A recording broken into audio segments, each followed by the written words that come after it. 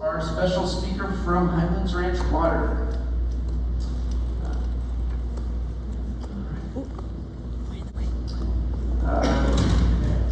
Sam, right, you got it.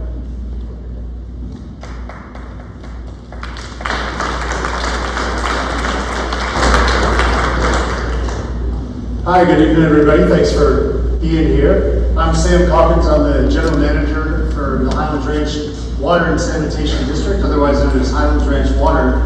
And as you may remember, if your memory goes back past this year, it was the Centennial Water and Sanitation District for our first 43 years. So it was a big change for us. We decided to change the name because we were tired of getting calls from people who said, hey, I'm in Centennial and I need you to fix my water. And we had to tell them, well, sorry, we know our name is Centennial, but we don't serve the city of Centennial. We serve Highlands Ranch. We figured it would be pretty easy to clear things up by changing our name, so we did that. But we really think that the name change reflects who we are and who we serve, and we're proud to serve the community of Highlands Ranch since 1981. And so all the things we're going to tell you about tonight really are sort of some of the things we've accomplished over the past 44 years, but more importantly, what we hope to accomplish over the next 44 years and beyond that. So we're proud to have 105,000 citizens of Highlands Ranch that depend on us day in and day out for clean water and for wastewater services as well. We have a 5-member board, and one of our board members, S.J. Light, is going to follow me. I'm just going to give a brief introduction, and she's really the marquee speaker for the event tonight. But of course, we'll be happy to answer questions along the way or at the end of the presentations, wherever they come up. So this is just a quick description of who we are and who we serve. So of course, the community of Highlands Ranch, there's a few other funny shapes and colors up there, but there's a couple pockets that are called Northern Douglas County that we serve water to. Something happened back in the 80s that they didn't want to be part of Highlands Ranch, but they wanted water service, so we worked out a deal with them, and we serve about 10,000 people of our total population in those orange areas. And then off to the west there, above where it says Titan Road, is the relatively new community of Solstice, which was an original part of the Highlands Ranch plan and development, but didn't start being developed until about 3 or 4 years ago. And I think there's eventually going to be about 1,200 homes, so maybe 3,500 people out there or so. And they're up to somewhere in the neighborhood of 600 or 700 homes that they've constructed already. Some people confuse that with Sterling Ranch, which is further south of this off the map, and that's a completely different development, much bigger development, as it turns out. We're governed by a board of directors, and SJ will tell you more about that, but we have elections every 2 years. We just had one this year. We re-elected one board member and then had one new board member come on board. And the next election, they're every 2 years. I think it's the first Tuesday in May, so I think it's going to be May 6th of 2027 when we have our next election. We have a mission and vision that we're proud of, so you can read these, I won't read them to you, but a couple things are important. We want to provide safe, sustainable, and reliable water and wastewater services, and those things are critical to us. We want to make sure that every time you turn on your tap, 24 hours a day, 7 days a week, 365 days a year, that you can trust that you'll have enough water coming out of the tap and that water is high enough quality that you don't ever have to worry about drinking it straight from the tap every day. And we want to provide superior quality and value. We don't say the lowest price, but we say that we want to have superior quality and value, a mix of those two things, so that we make sure that we're giving you the service that you provide. With our vision, I think the most important thing to point out there is the word innovative, and we want to find innovative ways to provide you the services that we provide. So we're constantly trying to do better. We're currently involved in a couple of renovation projects that I'd be happy to talk about if people have questions, but we just wrapped one up at our wastewater treatment plant that allowed us to meet much more stringent environmental regulations that came into play over the past few years. And then our water treatment plant, we're doing 2 things. One is meeting some new regulations. You might have heard about PFAS. That's per and polyfluoroalkyl substances, sometimes known as forever chemicals. But we can treat for those now. We're just going to do some upgrades to make sure that we're rock solid on treating for those. There is PFAS in our water, but we get the vast majority of it out before it goes out to our community, and it is well below the EPA limits amendments that won't go into effect until 2031. We also are striving for innovation at our water plant, where we're in the middle of what's going to be probably an 8-year project in 3 phases. The focus of that project, aside from PFAS, is to make sure that we can meet our community needs with surface water, which is renewable, versus groundwater, which is non-renewable. So you might have seen the trivia questions that were flashing up before, but 85 or even 87% of our water that we serve to our customers day in and day out is from surface water, which comes from the South Platte River and is renewed every year when it snows up in the Rocky Mountains. We do have the ability to use groundwater, but we try to minimize that because, again, it's a finite resource. And we'll see if this pops up. There it is. Okay. So how do we do that? Well, it's not on this slide, but we have over 100 employees. It's actually, I think, 105 individual people, but we share some of those with the Highlands Ranch Metro District, and so we only get to claim, Highlands Ranch Water only gets to claim half of those people. So officially on our payrolls, we have something like 98 employees, but it's really more like 105. We have people on call, up to 5 people day in, day out. Any hour of the day, if you call us and have a problem with your water system, we can get back to you within minutes on the phone, and then within a half hour to your house to solve any problems that you have. So we're proud of the people that we have, but we also have a lot of invested infrastructure. It starts, I don't know if this is organized quite the way I'm going to describe it, but with the raw water surface reservoirs, where we can store up to 1 year's worth of water for our community in 3 different reservoirs: Chatfield Reservoir, South Platte Reservoir, and Clover Reservoir. From the raw water reservoirs, it moves to the Joseph E. Blake water treatment plant, where we can treat up to about 30 million gallons a day.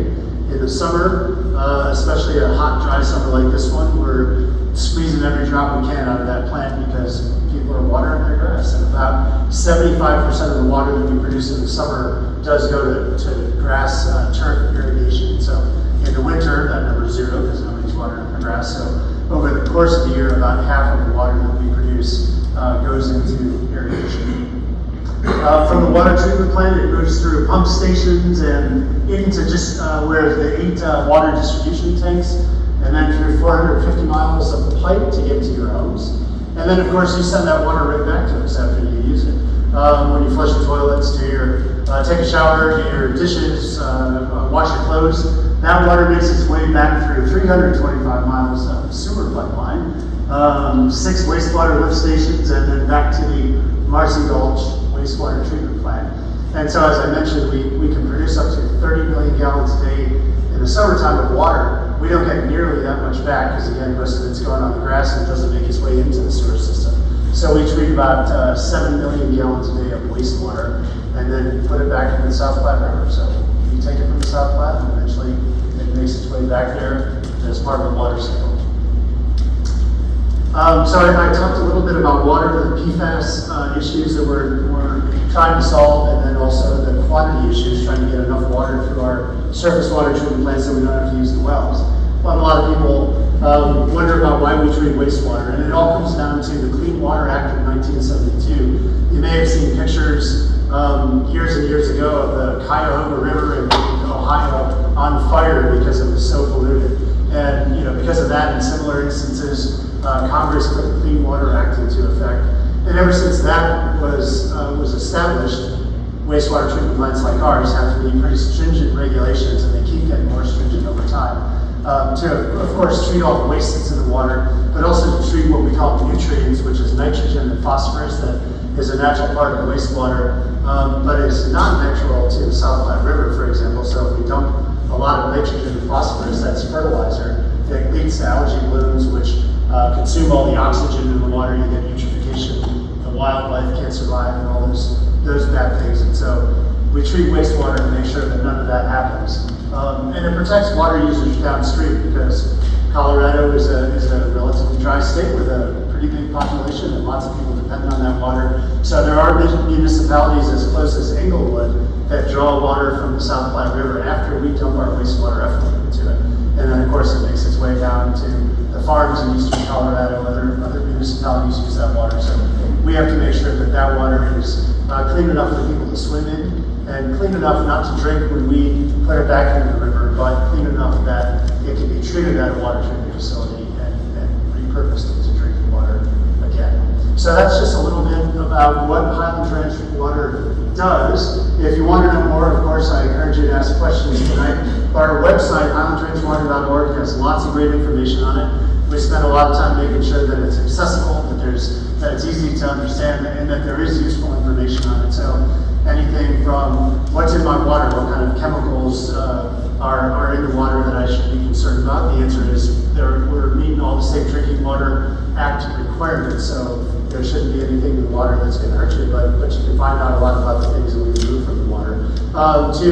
If you want to replace the grass in your front yard and you're thinking about a Colorado State garden or low water plants instead of grass, we have designs for gardens that can kind of fit any type of yard that you might have in Highlands Ranch, front yard, backyard.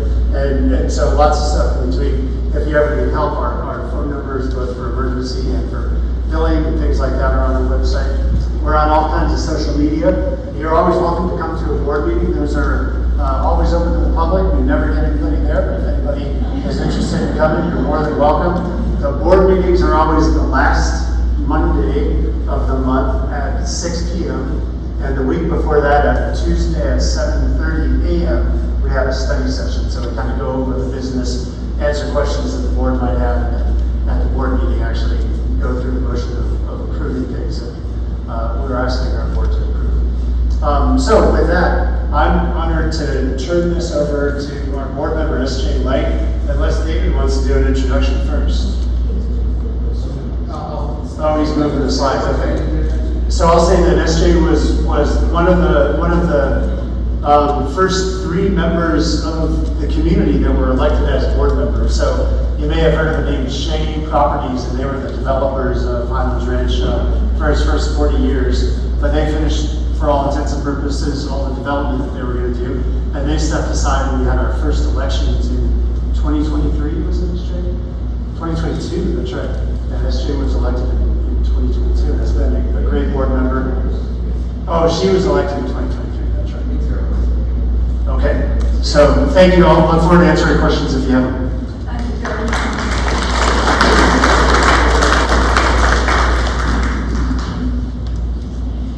Well, our speaker tonight has a resume a mile long, so I'll try to make it shorter than that.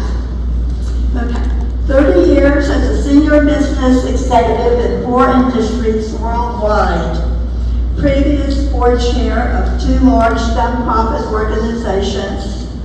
Board of the Centennial Water and Sanitation District, which is now the Highlands Ranch Water.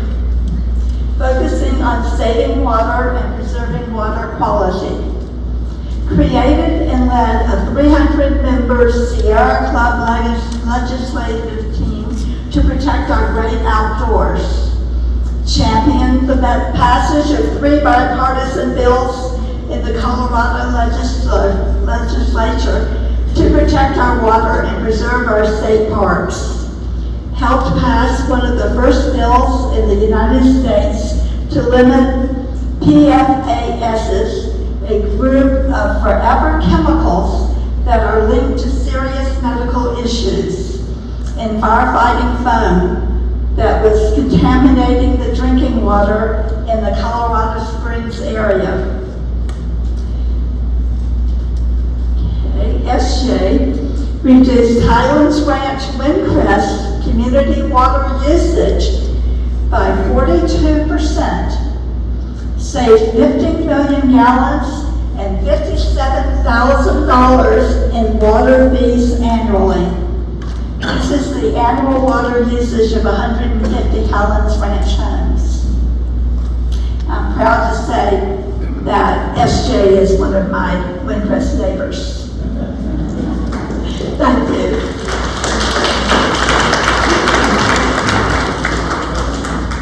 Wasn't it supposed to start at 7:30? 7. Woo, that's a hard act to follow. And she's attributing all of that stuff to me. tell you, I'm getting over one of those nasty summer colds. So the coughing's gone, the sneezing's gone, but I relied on my Highlands Ranch water to periodically help my scratchy throat. So today we're going to look at basically 3 topics. I'm going to present you with what I think is some very interesting, not necessarily positive or negative, but interesting water news. Then we're going to focus primarily on Highlands Ranch Water District with 2 different aspects. Some more details of some of the things that Sam shared with you, but then we're going to switch on to the board because a lot of people don't know who's on the board, why they're on the board, what the board does, but hopefully it'll get you so excited that you want to come to the board meeting on August 25th. So we'll go through those, and then we'll leave time for Q&A. And when we're all done, we have a table in the back, and both Carrie and Sam and myself will be back there for more questions if you have more. Okay, so let's see, a show of hands. How many of us think that the Colorado water crisis is over? Smart people, smart people. So let me share with you what one of our recent experts has said. Dr. Rosemary Carroll of the Rocky Mountain Research Laboratory just released a paper that kind of this was the highlights. The Western U.S. is plagued with a historic drought. Less snowfall, that's less snow melt, less snowfall in the mountains is drying up the river's main water tap.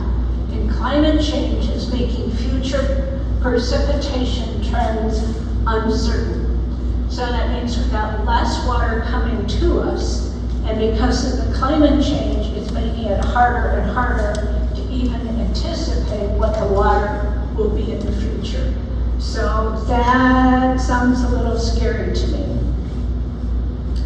So how does this Colorado water crisis impact each of us? You may remember seeing this photo of 2022 of Lake Powell at its lowest level. So the pink is what was always above the water. See that big white band? That's where the water used to be. The dark, which looks black in this slide, is where the water is now. But that was in 2022. This year so far, Lake Powell is only 38% full. Lake Mead is only 34% full. So yes, I think we proved our point that Colorado has a water crisis. But what does that mean to each one of us?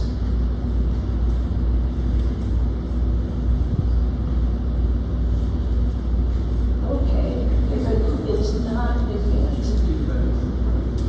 Yeah, that.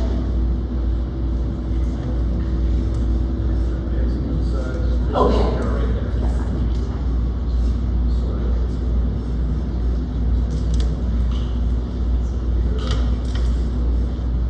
We can do that.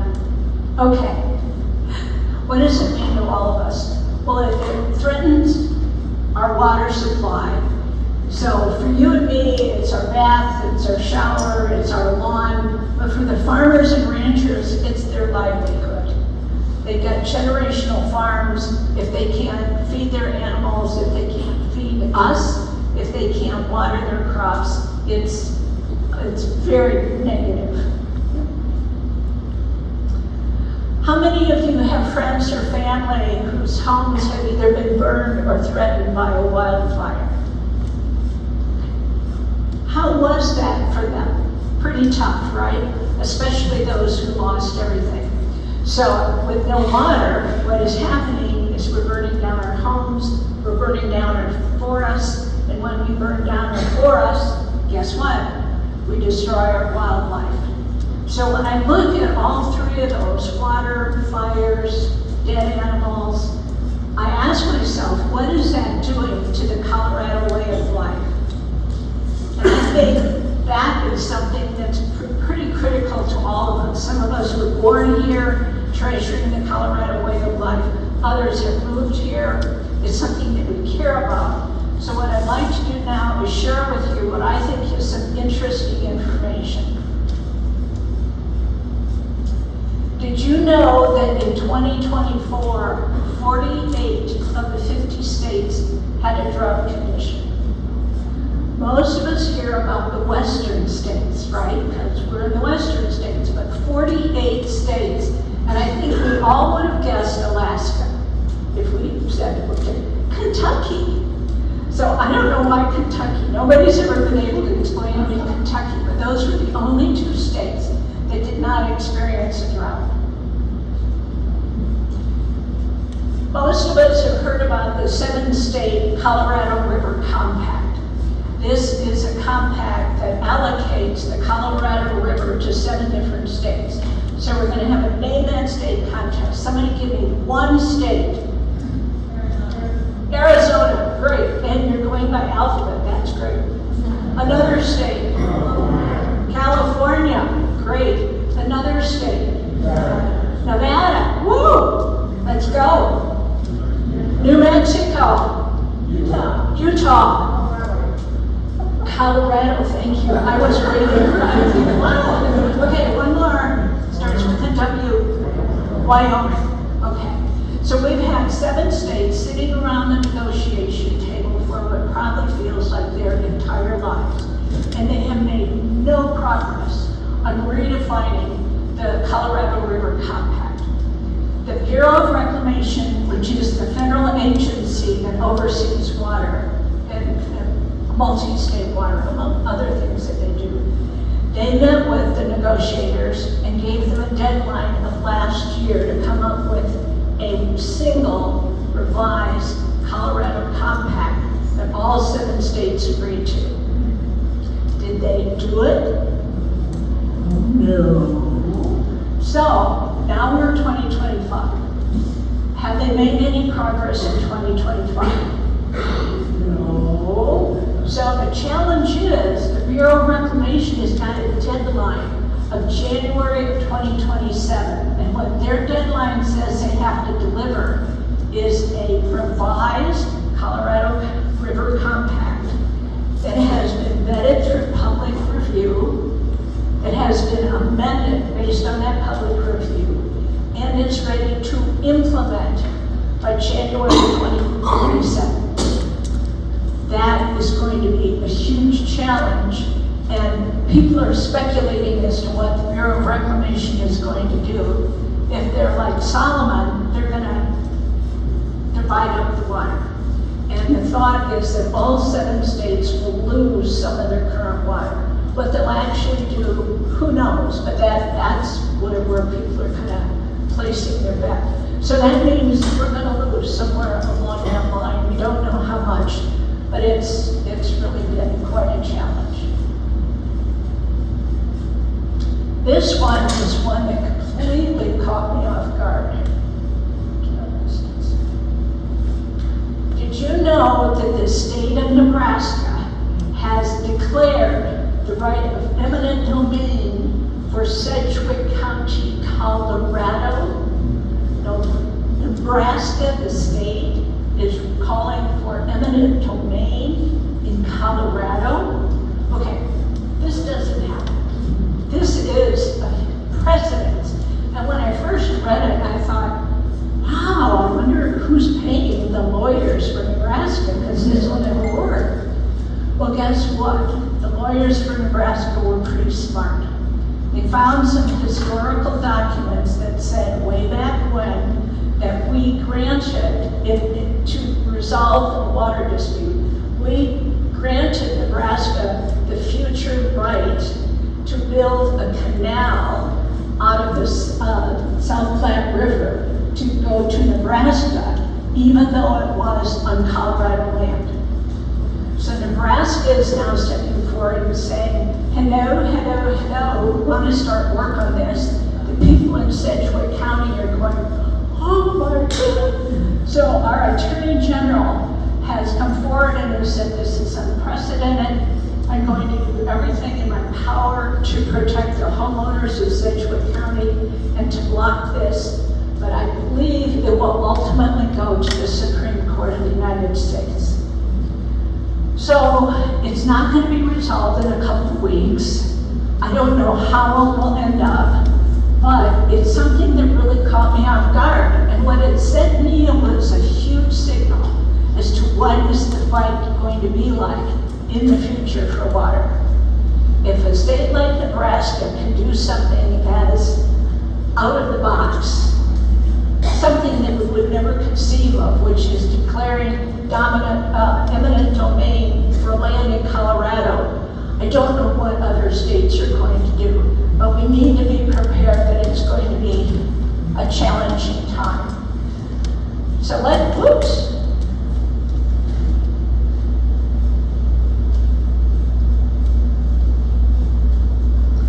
So let's look at closer to home. How many of you knew that 80% of our water is used by agriculture? Okay. And is agriculture important to the state of Colorado? Yes. So let's see what agriculture has been doing to reduce their use of water.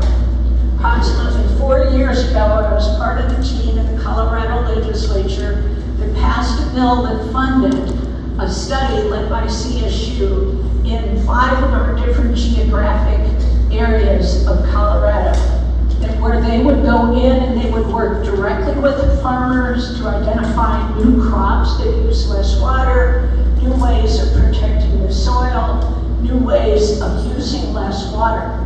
So here's just a quick update on a few things that they've done. They have a grain, it's a perennial grain called Kernza. We may want to learn a new name out here.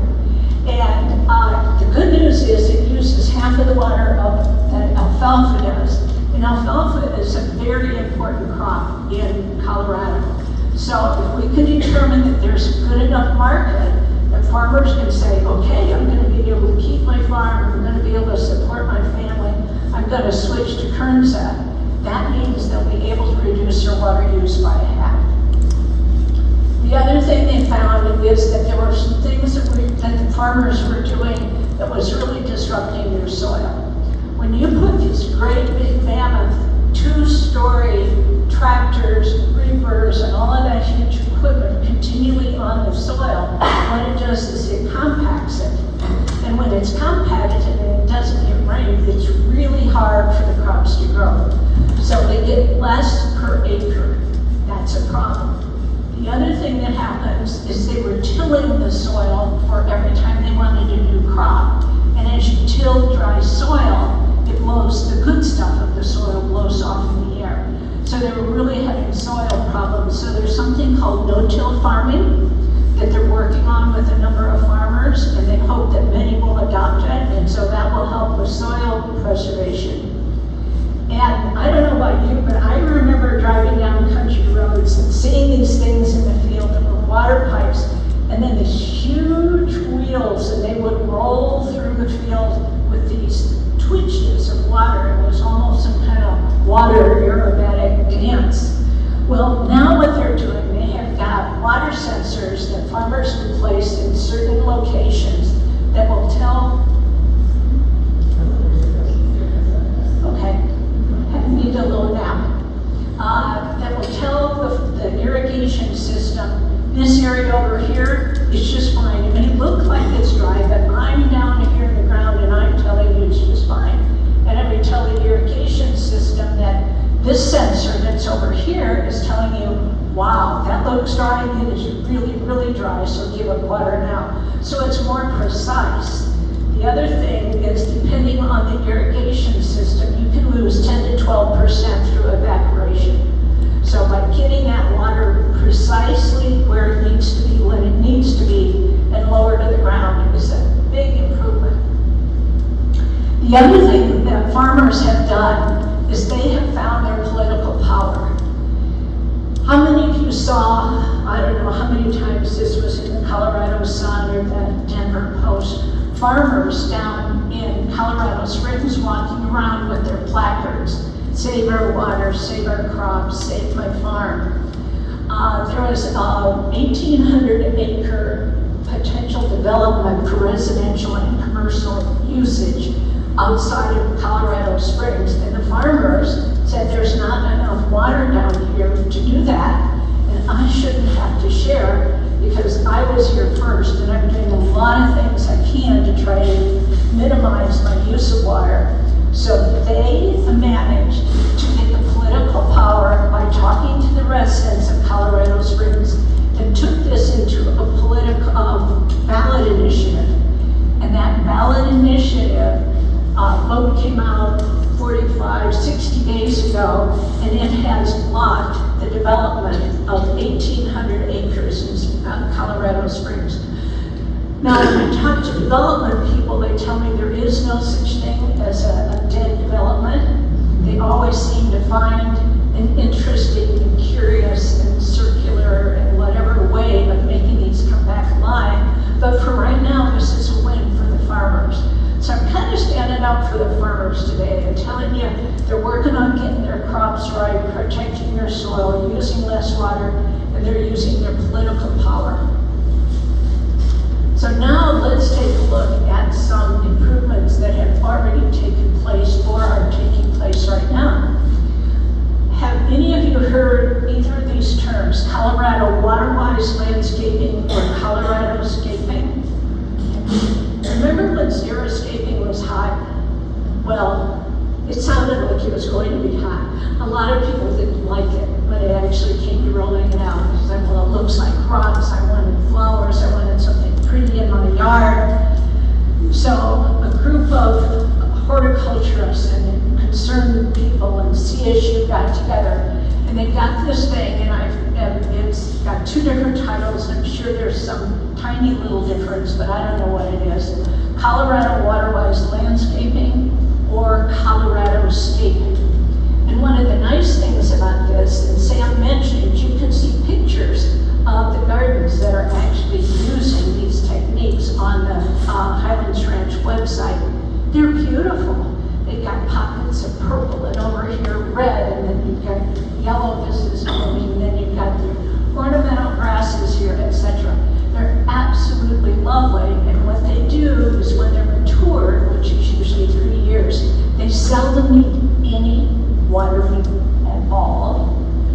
No pesticides, no herbicides, no fertilizer. So not are they only saving water, they're also keeping chemicals out of our soil and out of our air. So if you would consider this, I'll tell you more. Highlands Ranch will help you. So some examples.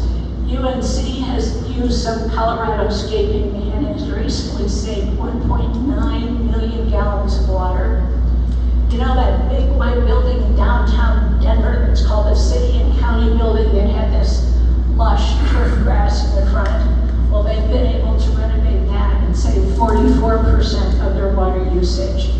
And our own Highlands Ranch Metro District, I just have to do a call out for them because they have partnered with Highlands Ranch Water on so many of these water conservation programs.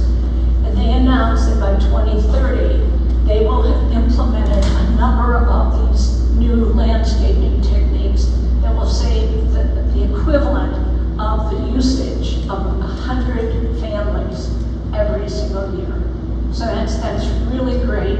And then Sarah mentioned a little bit about Highlands at Windcrest. That's where I live. It's a retirement community. And in 2022, we started partnering with Highlands Ranch Water to look at our irrigation system. I had been told by a friend that we were one of the 10 largest water users in Highlands Ranch, and that really got my goat because I knew that didn't have to be. So we worked together, we found a way to save 45% of the irrigation water, which is the equivalent of the annual water usage of 150 families. What that meant in turn for Windcrest is it saved $57,000 a year in water fees, and all of that totaled up to an annual savings for everyone in Highlands Ranch of 15.3 million gallons of water. So we can do it on a big scale, and one of my asks today is that you can consider doing this on a small scale. So that's kind of the water news, and now I'd like to talk more about the details of Highlands Ranch Water. As Sam mentioned, we're 44 years old, or 44 years young, depending on how you look at it. We have a full-time staff of 98, and when I look at an organization and try to figure out how successful they are, I look at financial aspects, but I also look at staff aspects. Because if they have seniority in the people who work there, that means they're doing something right. They're engaged in the work, they like what they do. So of this staff of 98 full-time, 10 of them have greater than 20 years of service. So that's almost half as long as the district has existed. 4 of whom, and this may be out of date because I think one just retired, had greater than 30 years of service. And when you talk to our folks at Highlands Ranch Water District, they're excited, they're proud of what they do. They talk about the residents, they talk about the gardens, they talk about the important services they provide to us. So they're really engaged, and I consider it an honor to work with them. We currently serve 103,000 residents. One of the good things about Highlands Ranch is it does not have the ability to keep growing and growing, whereas there's areas in Aurora and Parker and Castle Rock that are just growing like mad. We don't have to face that.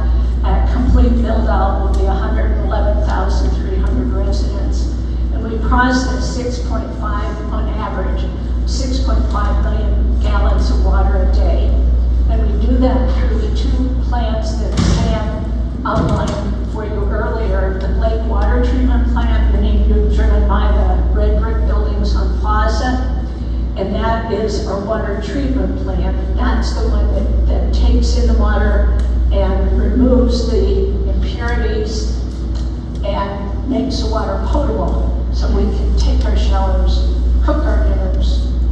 The Marcy Gulch Wastewater Treatment Plant is on Santa Fe, south of County Line Road. That one treats our waste. That treats the water that we give back to the system and removes the contaminants and puts the water back in the South Platte River. And whereas Sam didn't go into all the details, the chemical details of what that water has to do, I love the phrase that we use, it's safe to swim in. Because I think everybody can understand that and identify that. But what happens to the waste? We turn the waste into what we call fertilizer cakes, and those are taken by farmers who use them to fertilize land that is not used for food production.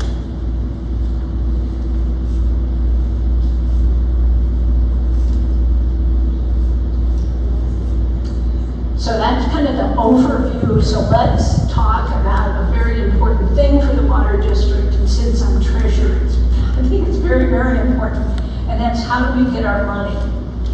And water bills is a significant amount of the money that we get. So thank you for paying your water bills. We really appreciate that.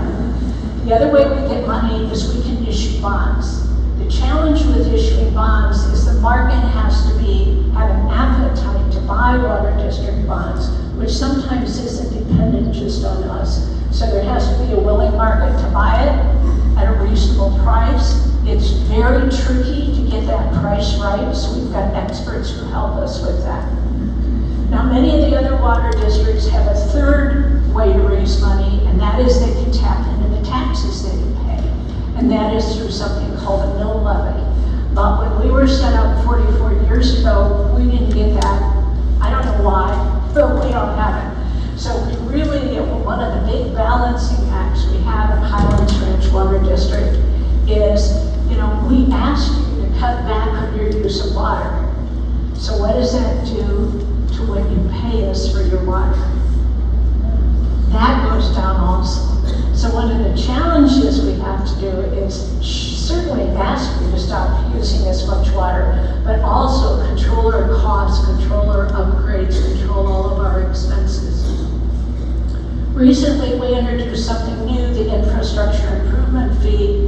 That's a fee that we're going to take the revenue from and put aside for capital improvements. So let's look at what are the key things other than, of course, the mission and vision and the values that Sam shared with you. We have 5 focal points. The first focal point is conservation, but we approach it in a way that is more carrot-oriented than stick-oriented. So what can we do to help you do a better job of saving water? How can you get involved in this? And we have got a whole bunch of ways. These are just a few out there. There's many more on the website. So if you put in a drip irrigation system, we'll help you pay for that. If you replace your turf grass, we'll help you with that. If you buy rain sensors, etc. I don't want to go through all of these, but I want you to know if you're sitting there saying, I really want to reduce my water bill, maybe because of the bill or because of my legacy for my grandkids or my concern about the Colorado water crisis, we're there to help you. And we have an event that we offer several times in the year called Sip and Save. And it's always held at a brewery. So, people relax and get more interested in what you're talking about. And then our own Paige McFarland, who knows more about horticulture and water than I could if I lived 10 times, will talk to you about these different incentives, these different rebates that we can provide you. And she also oversees the plans that you come up with to make these. So that's very important to us. The second focal point is our long-term water supply.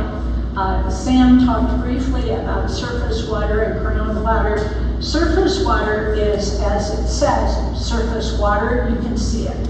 So it's a lake, it's a pond, it's a stream. Then there's this other category called groundwater. I think they should have called it underground water because if you don't see it, it's underground. And a more elegant term is it's an aquifer. So think of them as a big pond under the water, under the ground, that Mother Nature has there for our safety and our backup. We're very proud of the fact that our water is 85% from the surface water. So that means when it snows, that's where we get the water from. And very few of that is from the groundwater. And the reason why we're proud of that is the aquifers do not replenish every year. And they do not replenish very much every year. And one of the challenges Colorado and a number of states are facing now is these aquifers are drying up. If they dry up continually, they collapse, they're gone, bye-bye. So we need to treat our groundwater aquifers as though it's a very special reserve and only tap into it at a very limited amount. So this is a commitment that Highlands Ranch Water has and has been able to achieve for a number of years.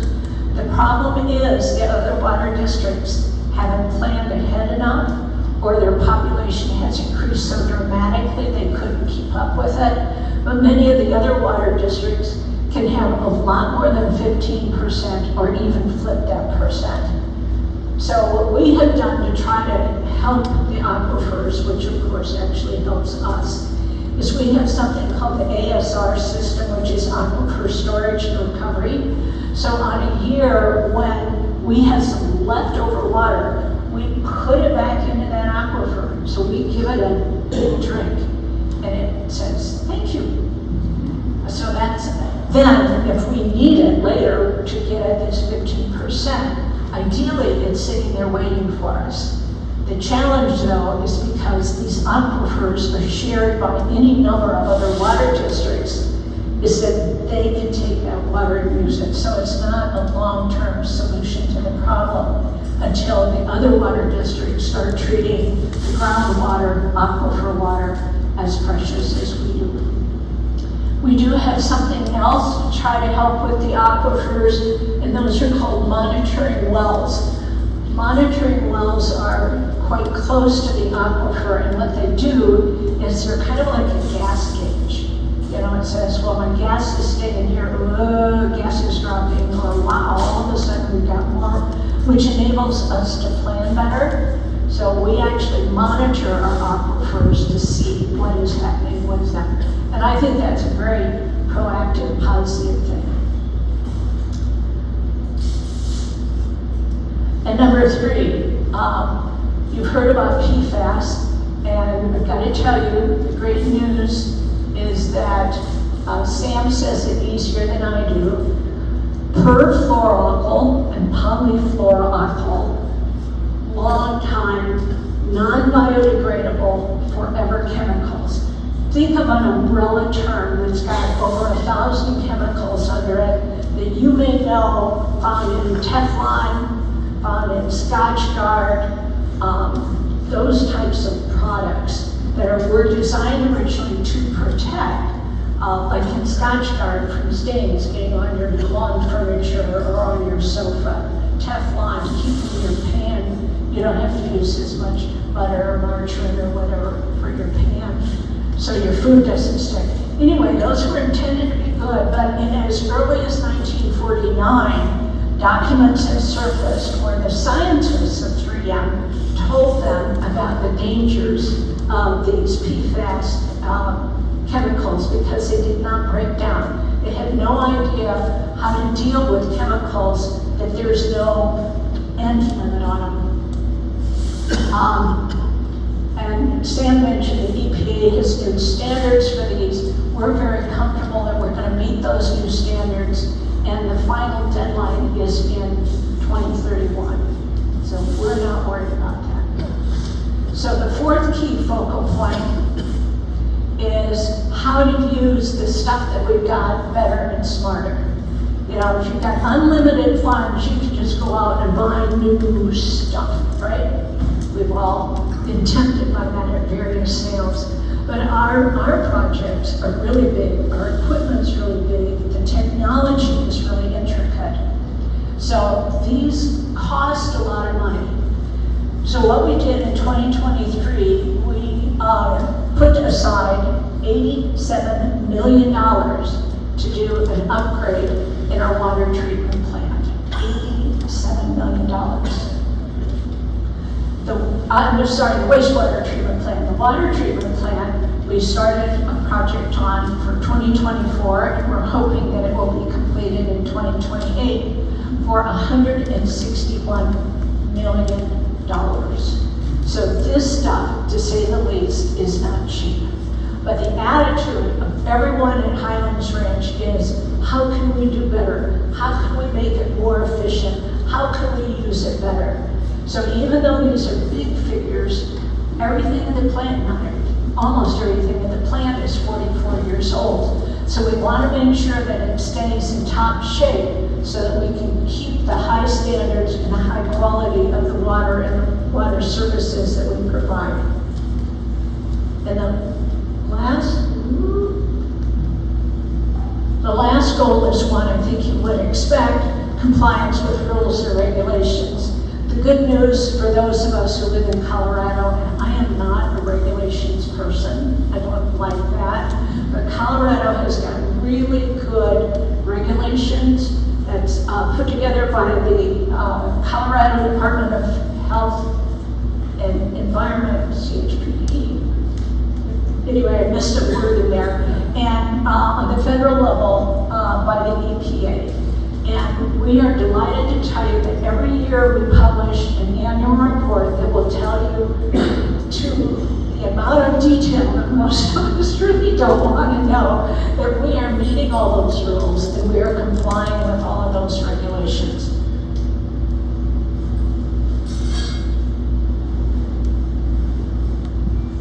So that's kind of my part on the Highlands Ranch Water District itself. But I want to just spend a few minutes talking with you about the board. As Sam mentioned, we have 5 members. These are the ones who are currently the board members. Tammy Esmeyer is our chair, Terry Nolan, vice chair, I'm treasurer, Frank Johns and Julie Fowler, our assistant secretary. In case any of you are interested in applying for board positions, we will have openings in 2 years. Yes, I'm talking to you, David. And the requirement is that you live or own property in Highlands Ranch, that you'll serve a 4-year term, and you'll participate actively in 2 sessions a month. As Sam said, there's 1 session that's a study session, and then every year, the last week, we hold our board meetings, and you are all invited. Earlier this year, on May 6th, we had an election and we filled 2 open positions, but we have staggered terms, so at no time do all 5 members disappear. You wouldn't want that because then you lose your history and your thinking and the methodology that led you to make various decisions. But one thing you may not know, which I am particularly proud of, Sam mentioned that the original board members up until 2022 were all managers of Shea Homes because they were the developers and they had a very strong vested interest in people moving into Highlands Ranch, right? They're selling real estate. But in 2022, 2 of those openings, two of the 5 positions became open, and we had a floodgate of 5 people applying for those 2 positions. And it is publicly elected. However, in 2023, the word got out, and this board was a pretty good place to be. We had 3 openings, 18 candidates for 3 openings. That's when I ran. Was I scared to death? Yes. Okay, so then for 2025, we had 2 openings and 11 candidates. So I'm taking that to mean that Highlands Ranch residents are getting the message. We do have a water crisis. We've got a great Highlands Ranch Water District. Let's figure out how to hold on to this wonderful stuff that we have.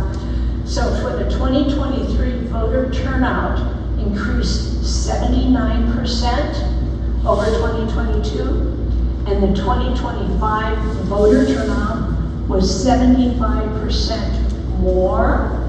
So in 2 years, I'm asking each one of you to get out and vote because I want to see those voting numbers go up because I really want to make sure that we're representing you, we're hearing you, we're doing the kind of things that you think are important. So let's look at just a few of those things.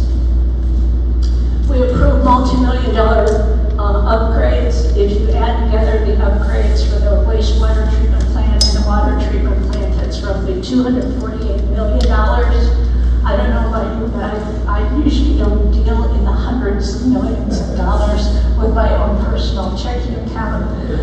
So there's a lot of good debate, but the staff is so well prepared. They get multiple bids. They know all of the various experts out there. Another thing is we spend a lot of time reviewing finances and investments because the state has a lot of requirements that we must meet in terms of the security of our financial investments, the reporting that we do at regular times. And another thing, I just kind of made up this category. I call it agree on collaborations because one of the things I was really impressed with the board is we want to work together, whether it's with individual residents, whether it's with other organizations. So here's an example. When 3M announced that they would put aside $103 billion to settle the lawsuit with water districts who were going to have to get that PFAS out of the water and raise a lot of money to do that, we were contacted and we're told that even though we weren't part of the suit originally, we could be part of the claimant pool. So after a discussion about the pros and cons, etc., we voted to go ahead and join this claimant pool. Drum roll please. We have already received $850,000 for this claimant pool. Our lawyer is estimating we will receive, now he's given us a date, but we will receive a minimum of $2 million, and it could be as high as $4 million. So that's one of the ways we try to find more money out of what can we do to keep our rates reasonable and our excellent quality of water. The other thing I don't know that you know about is the Highlands Ranch Metro District and the Highlands Ranch Water District boards are very close. Sam mentioned even in some cases we share staff, we get together, we share ideas, we think about all of you in this room as our common customer. So we really have a great relationship with the Highlands Ranch Metro District. So I've covered some water news, I've covered details about the water district, about the board. So now we're gonna open it up for questions. Sam had already showed you that we have an e-newsletter. You can subscribe by going to that. We also have a website which has all kinds of information on it that you'll find useful. And again, the board meeting is on the 25th. We'd love to have you. I publish a quarterly newsletter that covers national, state, and local water issues. If you'd like that, contact information is there. But I want to leave you with one thought before we get to the questions, is let's continue to figure out ways to protect Colorado's water and Colorado's legacy.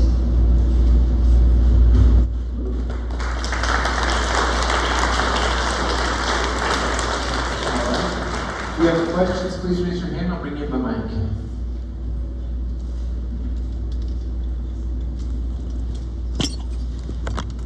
I'm curious as to whether in your water treatment plant you're picking up much contamination from glyphosate or any other organophosphate. You know, can Sam and I take questions together with everybody? Do it together. Because you don't want to ask me a lot of things about the chemical compounds. That's an easy one. No, we don't have any contamination from phosphates.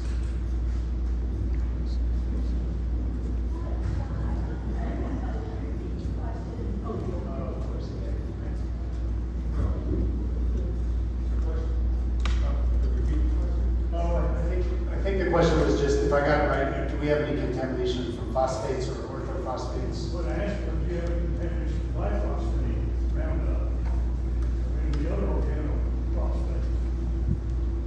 So he asked if we have, Let's just stick with Roundup. yeah, so specifically, do we see any contamination from Roundup, which I guess has phosphates in it or organophosphates? So yeah, the answer is no. I mean, we don't. I don't specifically know what's in Roundup, but we do, test for all the possible contaminants and haven't seen that.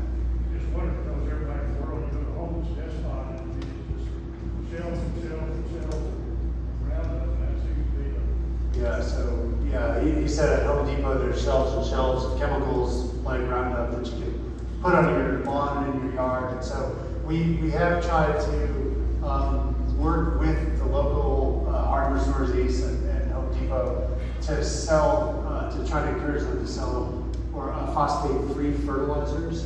And that's one place that we've had some success. The Highlands Ranch Metro District, which, as Shay mentioned, we cooperate with a lot, moved to a fertilizer, I think it was 2 years ago, that is phosphate-free. And so I think we've made some progress there. With that, the stuff that people put on their lawns doesn't necessarily make it back into our system, but obviously it gets into the groundwater, into the stormwater, and back into the river. So, yeah, if we minimize chemical use, that's good for all of us. We have a source water protection program that kind of focuses on those kinds of things. How does Wyoming enter into the equation as far as one of the 7 states? It's like they're a little bit north of where it might be. Yeah. And then also the second question is, what are all these years of these negotiations to come up with a plan for this settlement? What are the top 2 reasons of why there just seems to be no progress with the settlement? Well, okay. First of all, I don't sit at the negotiations table, so I can't tell you all of the details, but it's based on Colorado river water usage. I don't know what percentage of the river water Wyoming uses, but they use enough to be one of the 7 states. Second of all, everything I've heard about the negotiators is they are really good people. They're very well intended. They're knowledgeable about water things, but they represent their own state. So take, for example, California. California looks at all the 7 states and says, we got more people than you do, so we should have more water. You look at a state with a lower population and they say, no, we were here first. So it's just not easy because each person has to represent their state and the perspective of their state. And last year, they told the Bureau of Reclamation that they had come up with a new Colorado River Compact. The problem was only 6 states agreed with it, and California did not. And the Bureau of Reclamation said, no, the instruction was all 6 of you have to decide, so go back to the table, and they haven't been able to make significant progress. What percentage of the irrigation water is used by the Metro District? Or do they use non-potable water? Yeah, so the question was what percentage of our irrigation water is used by the Metro District? So SJ mentioned that Windcrest used to be one of the top 10 water users. They're not, but the Metro District is our largest single water user, but they in fact only use 6% of our total water. 6%? 6%, yeah. So it's a relatively small amount, even though they're the biggest single user. And that's because about 75% of our water goes to single family homes. So, you know, it's just onesies and twosies, you and me and everybody else in the room using a little bit of water. The Metro District uses a lot, but it's a relatively small percentage. Other irrigators, so we have commercial irrigators, so think of Douglas County Schools or any of the stores that have irrigated landscapes. Those all together, all those commercial irrigation accounts is what we call that, up to another 12%. So it's close to 20% goes strictly to irrigation for commercial customers. And then the remaining 8 or 10% is businesses. So we call those just commercial indoor accounts, but businesses use. Well, it seems like they could do a lot more. Windcrest saved enough for 150 families in the Metro District. Only 100 by 2030. Yeah. They got a long way to go. Yeah, they got a long way to go, but they're working hard on it. They have something like, I'm gonna get these numbers wrong, I know there's somebody here who can correct me, but something like 450 acres that they irrigate throughout Highlands Ranch. And they've identified something like 230 acres that they can eventually transform into low water landscapes. They've done somewhere between 5 and 10 so far, so they just started the program, which doesn't sound like a lot, but they've just started the program within the past couple of years. And it's expensive to do, and it takes a little time to make sure, because people don't want to drive by a big stretch of grass that's now just dirt and weeds in their mind, as it takes some time to for the new plant life to grow. SJ mentioned it takes 3 years sometimes. And so it's a long process. I think it's somewhere on the order of $50,000 to convert 1 acre. And so if you do that math, it's a lot of money. It takes time. So they're working hard. They're committed to cutting their water use. And I would say, you may remember in 2022, SJ, correct me if I'm wrong, I think it was, that we had drought restrictions, the first time we've ever had to put those in place. The Highlands Ranch Metro District is an outstanding partner with that. They immediately volunteered to cut their water use by 20% and really help the community out that way. So we work closely with them and work well. Are there any whole house water filtration systems with the company and better quality filters that we can install in our own house that will take out most, or capture most of the forever chemicals? Yeah, so Is there there's something we can do? The question was, are there whole house filters that you can install that take out all of the forever chemicals? There definitely are. So what we use primarily to pull the forever chemicals or the PFAS out are carbon-based compounds. So it's just what you would find in a Brita water filter, but on a much larger scale. And so you can put some kind of filtration that's based on carbon, which will pull that last little bit of any remaining PFAS chemicals out. You can also do it's more expensive and it wastes more water, so your water bill will be a little bit higher if you use the same amount, because a lot of it's going to waste. But there's reverse osmosis systems that you can install. They're more expensive to install. They use more water and they use more electricity. I don't really know of any brand names or companies to recommend, but there are definitely some options out there. I will say that I truly drink. I usually have my water bottle here, like SJ did, as a prop, but I just drink unfiltered Highlands Ranch water every day, and have trust that it's safe to drink. So with the Colorado water crisis clearly happening, global warming, of course, is forecast to get much worse, and global warming is responsible for our droughts. So the droughts will be becoming worse. How come we aren't getting more restrictions on our lawn watering, or how come we're not promoting more water-saving devices like dual flush toilets? I'll take that one. So with, as SJ talked about, the water crisis and climate change and other threats to our water supply, why isn't Highlands Range Water doing more? The answer is we don't want to push our customers, too hard or push them away. We want to incentivize people. SJ's slide said that it was a carrot versus a stick. We do have the authority to go out and issue violations and fines to people who are violating our regulations. For instance, you can't water between 10 a.m. and 6 p.m.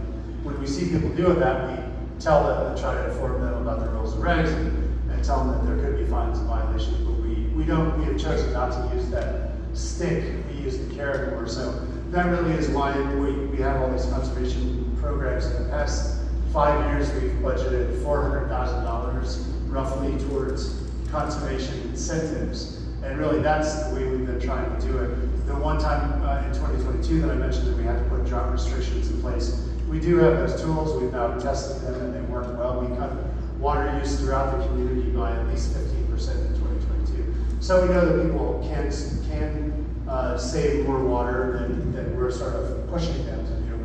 But we want to bring everybody along with us. And as far back as 2002, there was a drought that really kind of stressed our system, and we put water budgets in place then. So now on your bill, you might see what your water budget is X thousand gallons for the next 2 months. That's personalized to everybody's lot size throughout the community. When we put those water budgets in place starting in 2003, we did see water use drop by about 20% as well. So we've pushed conservation. We don't want to be too draconian about it. We like to bring people along at events like this and kind of explain why it's important. And I really think that if we get more people's attention, then we'll start to see more water conservation and more success with those programs. When you extract the PFAS from the water as you're processing it, what do you do with it then? Yeah, so good question. The question is, once we extract the PFAS or those forever chemicals from the water, what happens to it? What happens is there's the word absorb, which we always think of as sponges, but the word we use for the carbon chemicals that we use is adsorb with a D instead. So that's a chemical process where the PFAS compounds are actually locked into that carbon and become inert and inactive in the environment. And so what happens is the carbon adsorbs those chemicals. We filter those particles out and we send them to our wastewater treatment plant where they go through that treatment process, and then they end up as part of the fertilizer cake or the biosolids that SJ talked about. So they're chemically inert, they're locked into that biosolid or fertilizer material, and then they're land applied on farms, as SJ said, that aren't used as crops. So those are effectively taken out of the environment. There's another way that you can do it that's very expensive, that we haven't employed this technology yet, but there's a different form of carbon that can adsorb to the PFAS chemicals, and you can put it in a furnace at something like 500 degrees Celsius and burn it, and that actually destroys the chemicals. So some water utilities are moving towards that process, but we haven't seen a furnace like that built in Colorado yet. The closest ones are in Oklahoma and Texas. Just wanted to know, what is the incentive? You talked about the aquifer and how precious that is down below the ground. What is the incentive for the other treatment plants that are water districts to not just keep taking and use what they, use whatever? What kind of incentive do they have? The question is for other water districts that rely more heavily on groundwater or the aquifers. What incentives or rules, regulations, anything that will kind of force them to limit how much they use? The easiest answer on that is when Colorado started allowing water utilities to tap into those aquifers in the ground. This was, I think, in 1979. What they said is they did a survey, the U.S. Geological Survey, and the Colorado version of that, the Colorado GS, did surveys to try to figure out how much water, to estimate how much water was beneath each district or each city throughout the whole state. And what they said is you can use that much water, but you can only use 1% of it a year. And so they wanted it to last for 100 years. And so that was the initial thinking, was that if you only use 1% of it a year, it lasts for 100 years. And in those intervening years, you can find alternatives to use. So they didn't say that you can't use all the water until it's gone, but they said that you have to pace yourself so that you can find other alternatives. So what communities are doing is just finding ways to get surface water, but it's harder and harder to find. We talk about surface water in a unit called acre feet. It's just 1 acre, like think of a football field that's filled with 1 foot of water. So we call that acre feet. Surface water rights in Colorado now sell for at least $40,000 for 1 acre foot. And you'd have to do the math, there's a lot of zeros, but we use about 15,000 acre feet every year. So if you multiply that by 40,000, it's somewhere in the hundreds of millions. That's how much our water is worth. And so when other communities who developed our groundwater are going to find alternative sources, they're very expensive. So Parker and Castle Rock, as one example, are trying to develop some water way out by Fort Oregon on the South Platte River. They're going to build a big reservoir there. They can use that water when it's an especially wet year, but they have to pump it on. I think it's 130 miles back to Parker. They may have to spend over $1 billion on that project before it's done.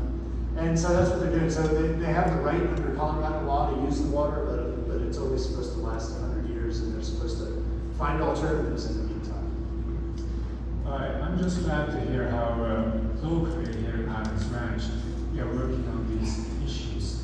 But to me, this is a much broader issue for the state of Colorado, for the western United States, as well. Water, that problems with having enough water.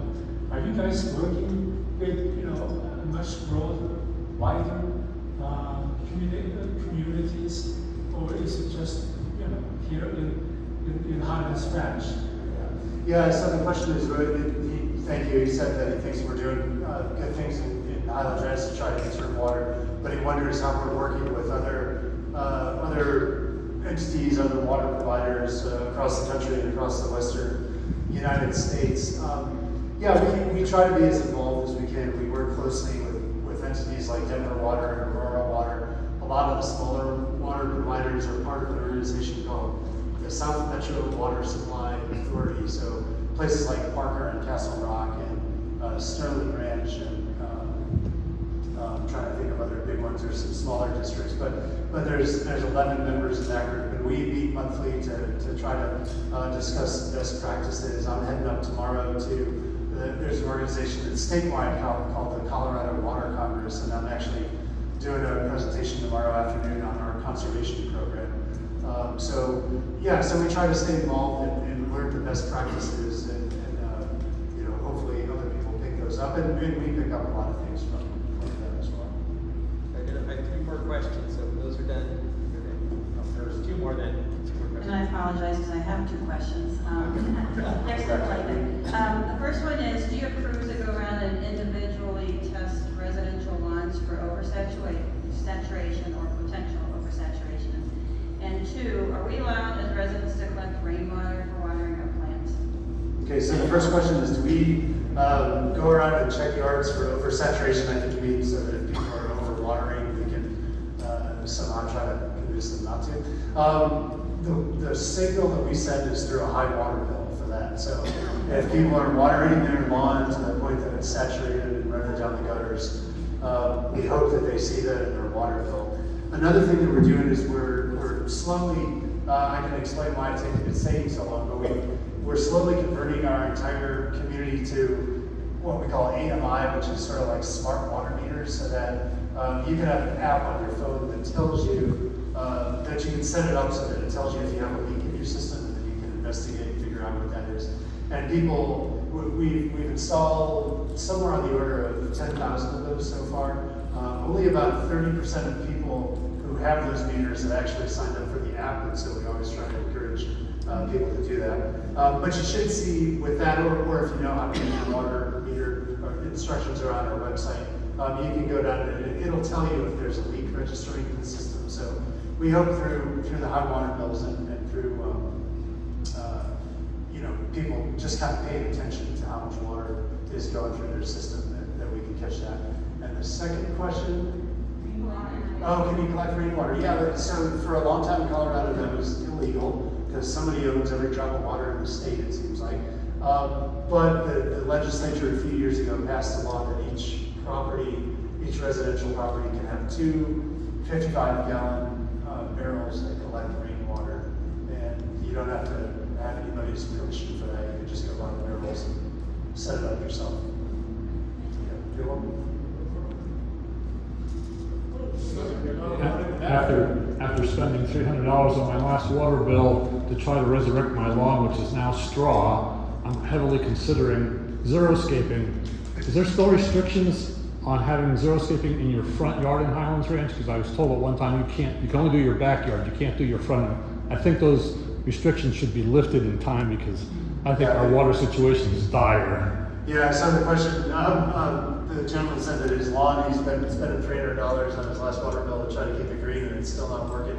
So he's interested in that Colorado Scape or Xeriscape.